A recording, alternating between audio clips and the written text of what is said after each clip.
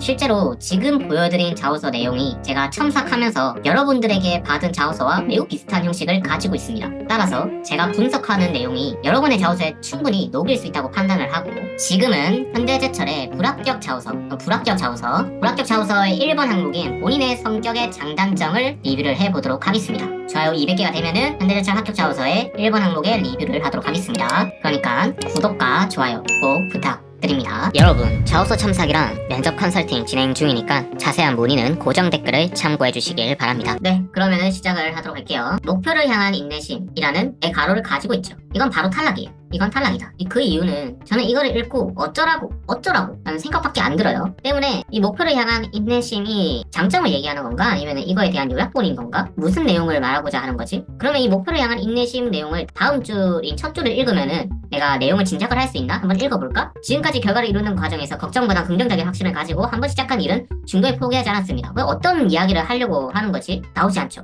첫 줄에. 여러분이 두갈씩이란 걸 자기소개서에는 매우 중요하게 여기셔야 돼요. 이 제목과 첫 줄에 두갈씩으로 이 내용을 파악을 할 수 없으면은 실패한 자소서입니다. 실패한 자소서예요. 때문에 이 내용을 아예 그냥 지우는 것을 고려해봐야 됩니다. 아시겠죠? 차라리 대학 시절 팀 프로젝트를 통해 부족한 지식을 극복하고 긍정적인 결과를 만든 경험이 있습니다를 첫 줄로 넣는 것이 현명하다 이 말이에요. 이거를 쭉 읽어보도록 할게요. 이거 참고로 600자예요. 600자. 시언어 관련 팀 프로젝트 진행 시 비전공자가 다루기엔 생각보다 쉽지 않아 주어진 일에 책임을 다하겠다는 마음가짐으로 인터넷 검색, 교수님 자문, 지인 도움, 결과적으로 발빠른 원인 파악 및 대처를 할 수 있었고, 국내 최초로 오직 시언어만을 사용해 보드게임 땡. 그러면은 저는 이게 좀 답답해요. 뭐가 답답하냐? 인터넷 검색, 교수님 자문, 지인 도움 요청 왜 했냐 이거예요. 왜 했냐, 어떤 어려움이 있었길래 이러한 행동을 했냐 이거예요. 디테일하게 들어가야 됩니다. 그리고 결과적으로 발빠른 원인 파악 및 대처를 할 수 있었다라고 하는데, 발빠른 원인 파악을 어떻게 했는데, 무슨 원인인데, 그 대처를 어떻게 했는데 라는 내용이 하나도 안 나옵니다.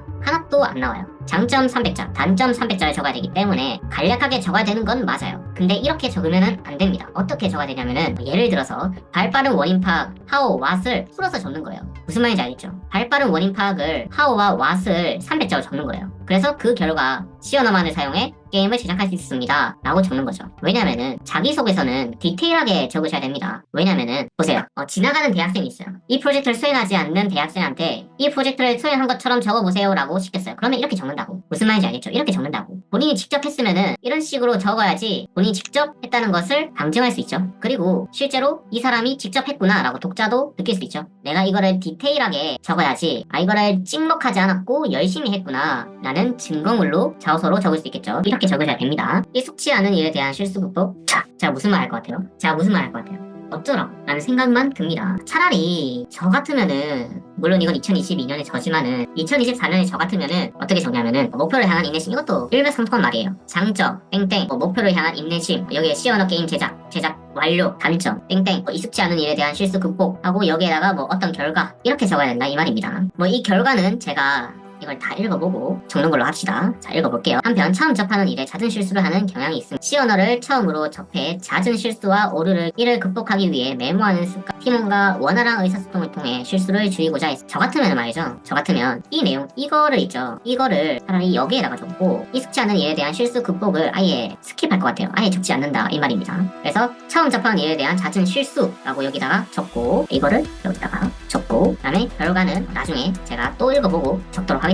그러면은 이 내용이 제 첫 번째 나오겠죠. 자, 만약 현대제철 땡땡 직무를 입사하게 된다면 실수를 줄이기 위해 각 라인 자주 발생하는 문제점을 즉시 메모하는 꼼꼼함과 해당 라인 담당자와 소통하며 문제를 빠르게 파악하여 실수를 줄이겠습니다 라고 적어놨네요. 이거는 누구나 할 수 있는 말이죠. 리뷰를 따로 하지 않겠습니다. 자, 그럼 제가 다 읽었네요. 이 결과에 제가 뭐를 적냐면은, 메모하는 습관으로 극복이라고 적을 것 같아요. 그리고 2024년에 저라면은 이 내용을 좀 줄이고, 내가 실제로 메모하는 습관을 어떻게 길러왔는지에 대한 이야기를 적을 것 같아요. 예를 들어서 매일 회의를 하면서 회의록을 남기는 습관을 기르고자 했다든지, 아니면은 항상 메모장을 들고 다니는 습관을 가졌다든지, 그래서 좋은 결과를 만들었다 라고 적는 게 훨씬 좋은 자소서가 되겠죠. 이걸로 저는 2022년 실패 자소서를 충분히 리뷰를 했고요. 그 다음에는 2023년 합격 자소서를 리뷰를 하도록 하겠습니다. 좋아요 200개가 되면은 현대제철 합격 자소서의 1번 항목의 리뷰를 하도록 하겠습니다. 그러니까 구독과 좋아요